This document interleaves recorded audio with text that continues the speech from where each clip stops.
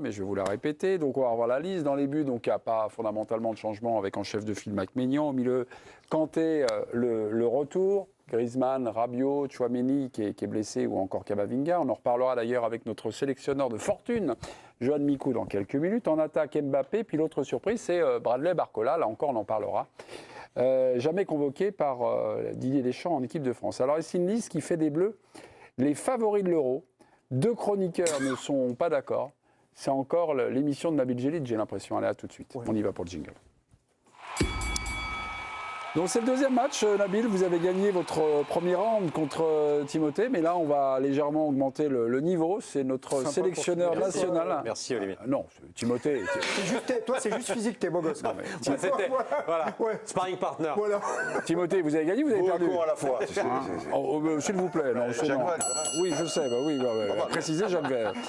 Et Djellit, oui. Mikou, non. C'est une liste qui fait des Bleus les favoris de l'Euro. Nabilou. Je vous sens offensif ce soir. Vous commencez. Didier ne va pas chanter. Regardez, on y va. À vous de jouer. Oui. Non, j'y arrive pas en fait. Allez, vas-y, c'est bon. Je le savais. C'est bon. Non, rien du tout. Non, moi, je suis un performeur en fait. Oui, d'accord. Allez, on va la refaire. Est-ce une liste qui fait des Bleus les favoris de l'Euro? On y va, Nabilou, vous avez répondu. Non, mais il n'y a pas besoin de la liste pour qu'on soit favori de l'Euro. Donc l'équipe de France, finaliste de la dernière Coupe du Monde, champion du monde en 2018, finaliste à l'Euro, c'est un cycle stratosphérique. Et notre réservoir de joueurs, il est exceptionnel. Alors on peut toujours discuter du logiciel de jeu comme l'a fait Didier tout à l'heure, mais après la liste elle reste quand même de très haut niveau, quoi. Mbappé, Camavinga, Tchouaméni, des joueurs qui sont concernés par la finale de la Ligue des Champions. Donc voilà, on a probablement une des 3 meilleures listes de cet Euro et on est favori par définition de cet Euro. Ok. Non, Johan Mikou, pourquoi? Quels sont vos ou votre argument? On vous écoute. Non, mais quand je lis la question, j'ai l'impression qu'il n'y a que l'équipe de France. Parce qu'on a l'impression que c'est le favori et les autres sont en dessous. Moi, je pense qu'il y a d'autres équipes, d'autres sélections qui vont être compliquées à sortir. On l'a vu à la Coupe du Monde notamment, parce que Nabil nous rappelle la Coupe du Monde. Contre les Anglais, on s'est bien fait bouger, on a réussi quand même à se sortir avec beaucoup de réussite. Je pense qu'il y a des équipes comme le Portugal, comme l'Italie, comme l'Allemagne chez elle, ça va être très compliqué. Donc, pour moi, je mets ces équipes-là à peu près au même niveau que l'équipe de France pour gagner cet Euro-là. Je ne mets pas l'équipe de France au-dessus en tant que favori. J'ai oublié l'Espagne peut-être aussi. L'Espagne aussi, mais il y en a beaucoup. L'Espagne, il passe en grande densité. Et l'Angleterre. Et Nabil ne doute pas, il y a une sorte de doute pour Johan Mikou. Non, il n'y a pas de doute. Non. C'est que là, vous les mettez au-dessus de tout le monde. Ouais, voilà. Moi, je ne les mets pas au-dessus de tout le monde. Ok, très bien. Dans un peloton de tête. Sur les 10 dernières années, ils sont au-dessus de tout le monde. Sur le site L'Équipe et sur le plateau. Didier. 25. Ça a un peu changé l'équipe. Alors on en parlera peut-être tout à l'heure, il y a aussi des incertitudes par rapport à des joueurs qui sont plus titulaires en club, d'autres qui sont blessés. Les formes et blessures. Etc. Formes et blessures. Voilà, donc je rejoins Jo, je trouve qu'au même titre que 4 à 5 autres équipes, au moins 4, on fait figure de favoris, mais on n'est pas les seuls favoris. C'est rare, de toute manière, dans une compétition qui est, dans le football actuel, je veux dire, un gros favori. L'Angleterre. Oui, ils sont anglais, ils sont favoris à chaque fois, les Anglais. Ils disent l'Angleterre, oui, mais s'ils disent l'Angleterre, mais ils disent pas la France. Oui, non, mais je veux dire. Donc toujours est-il que, voilà, la France est favorite, comme elle le sera sans doute. En plus, on a une équipe jeune, sans doute encore longtemps dans le temps, mais au même titre qu'il y a d'autres grosses nations, je trouve. Attendez, vous êtes en train de m'expliquer qu'il y a plusieurs équipes qui peuvent gagner l'Euro, quoi. Non, c'est pas la même chose. Non, parce que je fais pas le débat pour ça. Non, mais c'est pas la même chose. Il faut se mouiller, ça je peux le dire aussi. L'Allemagne, c'est pas mal. C'est pas une question de... Non, est-ce qu'ils sont le favori de l'Euro? Non. Ils sont favoris. En 2020, dans le sens, c'est pas le favori ultime, quoi. C'est pas le... En 2021, tu étais largement au-dessus de tout le monde, tu devais écraser tout le monde avant l'Euro. Ouais, mais on a croisé la Suisse, qui est une bonne équipe.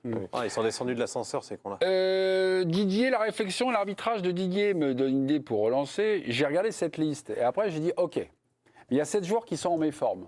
On va les nommer Klose, Koundé, Konaté, Upamecano, Zaïre Emery, Randal Colomani et Mbappé. Ils sont en méforme actuellement. Ça arrive.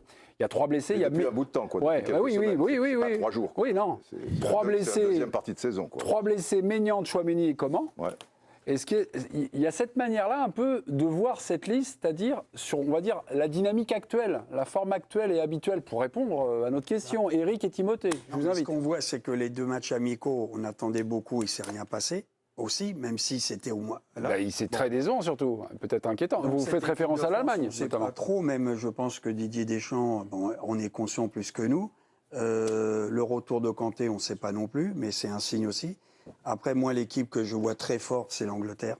Pour moi, c'est le favori. Alors, bien sûr, ils ont toujours perdu. Ils n'ont rien gagné depuis 66. Ouais. Simplement, j'ai lu le bon papier de Southgate, l'entraîneur dans l'équipe. Vous retenez quoi, vous Ce que de j'ai Southgate retenu, c'est ce qu'il dit. C'est qu'avant, on n'y croyait pas. Et on a passé le cap où, à la fin, quand ils ont perdu contre la France, ils sont fait éliminer en Coupe du Monde, les joueurs disaient... Ils étaient rageurs parce qu'ils disaient on pouvait gagner. Je pense que psychologiquement maintenant, s'ils rentrent sur le terrain, ils pensent qu'ils peuvent avoir la tunique de vainqueur. Et quand je vois quand même Foden, Saka, Harry Kane, Rice, Bellingham et tout, on se fout des Anglais à chaque fois. On a raison, ils n'ont rien gagné. Et ça, ce sont des joueurs en forme. Quoi Et les mais joueurs que moi, tu il me cites, faut ils sont une en drôle forme. d'impression, et je vois beaucoup le championnat d'Angleterre. Je me dis qu'un jour, ils vont bien arriver là où ils se cassaient la gueule tout le temps.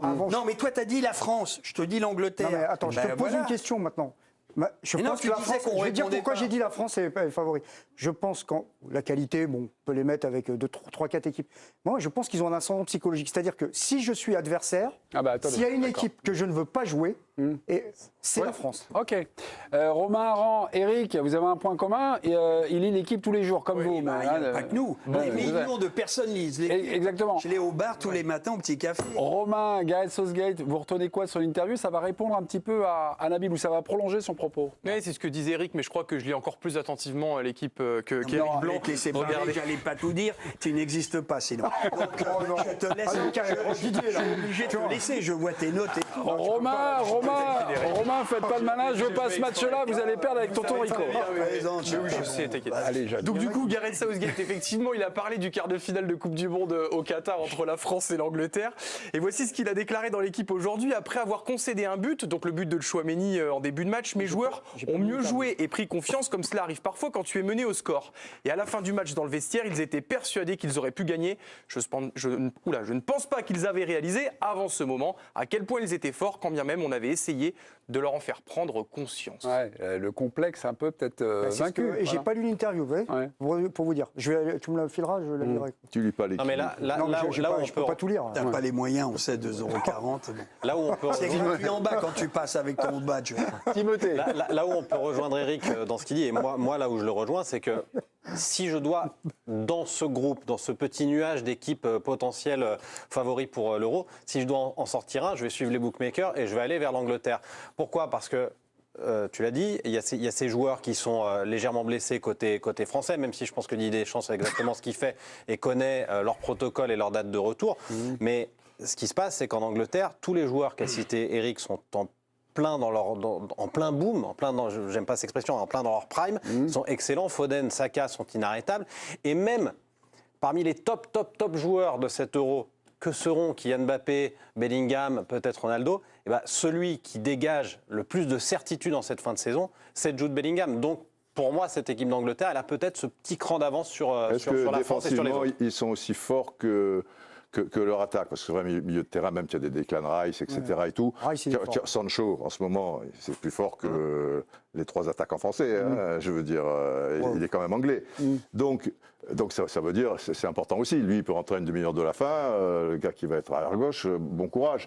Mais est-ce que défensivement... la défense et le gardien, ça a souvent été le problème de l'Angleterre. Mais c'est quand même important. Mais c'est vrai qu'ils ont des joueurs en forme et nous, on a un point d'interrogation sur le retour de la forme.